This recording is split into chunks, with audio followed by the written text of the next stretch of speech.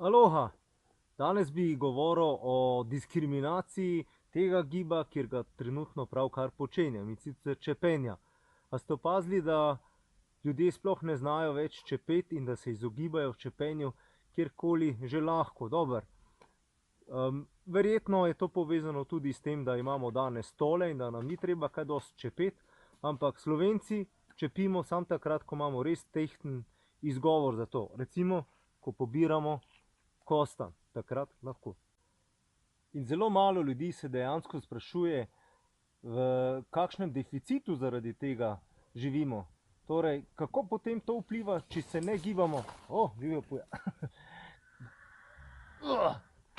Kako sploh, kaj to pomeni za naše telo, če ne čepimo? Kaj to pomeni za hrbtenico?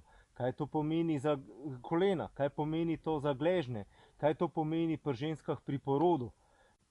Zanimivo mi je, ker veljamo, če čepimo kot čudaki, da dajte enkrat čepeti na avtobusni postaji, pa vas bodo čudno gledali. Dajte čepeti na kakšnem poslovnem sestanku, pa vas bodo čudno gledali. Dajte čepeti doma in kuhati, piti kavo in vas bodo čudno gledali. Naši predniki so čepe opravljali precej stvari.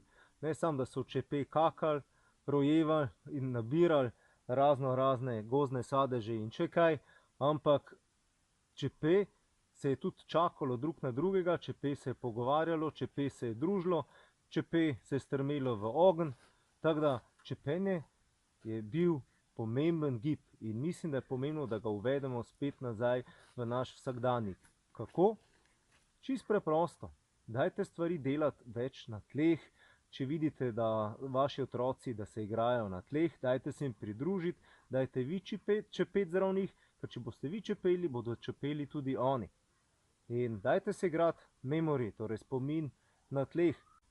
In dajte čepeti, ne zaradi tega, ker so vam to govorile razne avtoritete na področju gibanja ali pa naravnega gibanja, kot so Erwan Le Corre, pa Ido Portal ali pa celo tale Blesav lisac, ampak dajte čepeti zaradi tega, ker vam kmečka pamet pravi, da je to del našega gibalnega repertoarja in da ga je enostavno tudi treba vaditi in ne samo pozabiti.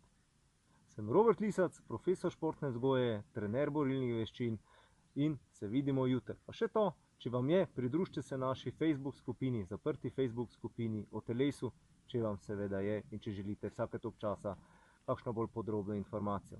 Se vidimo jutri. Čau!